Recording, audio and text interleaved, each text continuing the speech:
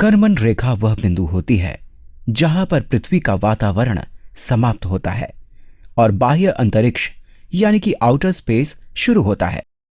Karman रेखा समुद्र तल से 62 मील की ऊंचाई पर होती है और समुद्र तल से कर्मन रेखा या उससे ऊपर की किसी भी दूरी को बाह्य अंतरिक्ष यानी कि आउटर स्पेस माना जाता है। सी का मान 62 के बराबर करते हैं और एक्स द्वारा समुद्र तल से कुल दूरी को दर्शाते हैं। हमें एक्स और सी के रूप में एक असमिका यानी कि इनइक्वालिटी लिखनी है जो हमेशा समुद्र तल से पृथ्वी के वातावरण के अंदर की दूरी ही दर्शाती हो। हमें एक असमिका को एक्स और सी के रूप में लिखना है।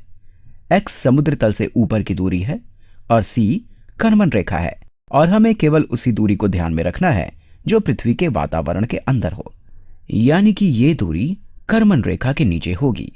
इसलिए हम लिखते हैं एक्स सी से कम है क्योंकि सी का मान 62 है।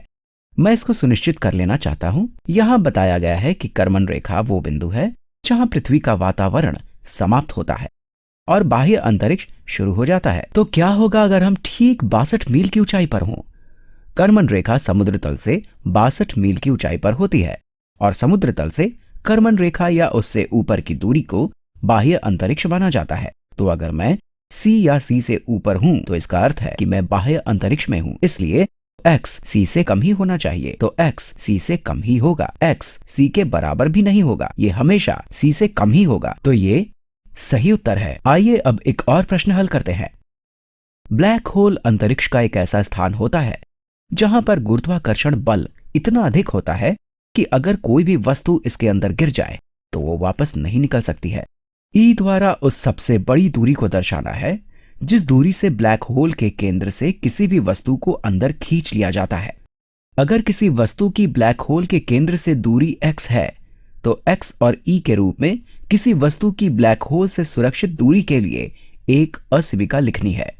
तो x किसी वस्तु की ब्लैक होल के केंद्र से दूरी है और e वह दूरी है जहां तक ब्लैक होल का केंद्र किसी वस्तु को अंदर खींच सकता है। यानी कि अगर कोई वस्तु e या उससे कम दूरी पर है तो वो अंदर खींच ली जाएंगी, लेकिन हमें यहां ये सुरक्षित दूरी के बारे में पता करना है।